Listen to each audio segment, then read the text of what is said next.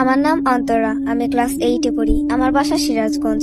আমরা 4 বোন 1 ভাই। আমার পরিবারটা অনেক হ্যাপি ছিল, কিন্তু একদিন আমার সাথে ঘটা গল্পের নাম মুরাজ্জিন। এই ঘটনাটি ঘটে আমার সাথে। তাহলে সোজা গল্পে যাওয়া যাক। আমি ছিলাম পরিবারের সেজ কন্যা। আমি সবার খুব আদরে ছিলাম। আমি নানি বাড়িতে যাওয়ার জন্য জেদ ধরি। গরমের জন্য স্কুল ছুটি দিয়েছিল। আমার মা রাজি ছিল, কিন্তু বাবা আমাকে যেতে দিতে রাজি ছিল না। আমি অনেক কান্না করার পর বাবা রাজি হয়। আমার নানু বাড়ি ছিল ময়মনসিংহ। ওইখানকার জায়গাটা বেশি একটা ভালো ছিল না। দিনটি ছিল মেঘলা, আর বারটি ছিল শনিবার। আমরা ভোরে নানু বাড়ির উদ্দেশ্যে রওনা দিই। আমাদের বাসা পৌঁছাতে সন্ধ্যা হয়ে যায়। নানু বাড়ির রাস্তাটা ছিল কাঁচা রাস্তা। ওইখানে যেতে আগে একটা জারুল গাছ পড়ে। আমি খুশিতে সবার আগে নানু বাড়ির দিকে দৌড় দিই। হঠাৎ আমার শরীর কেমন থমকে যায়। আমি আশেপাশে তাকিয়ে দেখি আমার পাশে কেউ নেই।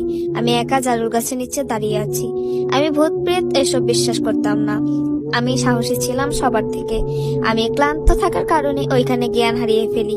আমার যখন জ্ঞান ফিরে, তখন আমি শুনি শরীরে লোম খাড়া হয়ে যায়। আমার নানু আমাকে বলছে, তুমি পুকুর পাড়ে একা একা কি করছিলে নানু ভাই? আমি ওইখানে বলার মতো ভাষা হারিয়ে ফেলেছিলাম। আমি চোখের ভুল মনে করে এই বিষয়ে বেশি কিছু না ভেবে ফ্রেশ হয়ে খাওয়া দাওয়া করে খালাতো বোনের সাথে ঘুমিয়ে পড়ি।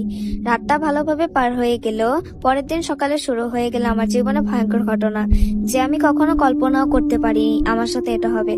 আমার গরমের ছুটি দিয়েছিল 1 সপ্তাহ। এর জন্য আমি নানু বাড়িতে আসি। আর হ্যাঁ, আমাদের এখানে আমার একটা খালাতো বোনও আছে। ওর নাম মৌসি। যাই হোক, এখন আমরা গল্পে চলে যাই। পরের দিন সকালে আমার ঘুম ভাঙে ফজর আজান শুনে। শহরে থাকি, এজন্য অত ভোরে উঠি না, কিন্তু আমার কেন জানি ঘুমটা ভেঙে গেল। এদিকে আশেপাশে কত শিশু বাহিরে, গরমের মধ্যেও বাইরের কি কুয়াশা। আমি আবহাওয়া দেখে এত অদ্ভুত হলাম, কারণ আমি আগেও এই গ্রামে এসেছিলাম, কিন্তু কখনো এরকম আবহাওয়া দেখিনি। তারপর আমি জানালার কাছে বসতে দেখি আমার চোখের সামনের দিকে জারুল গাছটা কাছে একটা অবয়ব দাঁড়িয়ে আছে, কালো আবছা করে আমার দিকে তাকিয়ে আছে মায়াবী চোখে। আমি চারিদিকে তাকাতে কেমন যেন আমার চোখটা তার দিকে আটকে যায়। আমি চোখ সরাতে গেলেও পারি না।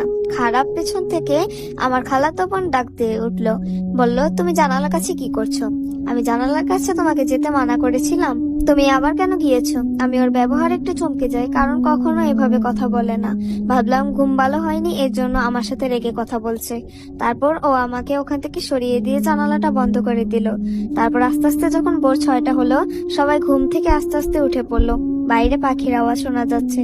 আমার চোখে আর ঘুম নেই। আমার মাথায় শুধু ওই রাতের ঘটনা আর সকালের এই কালো ছায়ার কথা মাথায় ঘুরছে।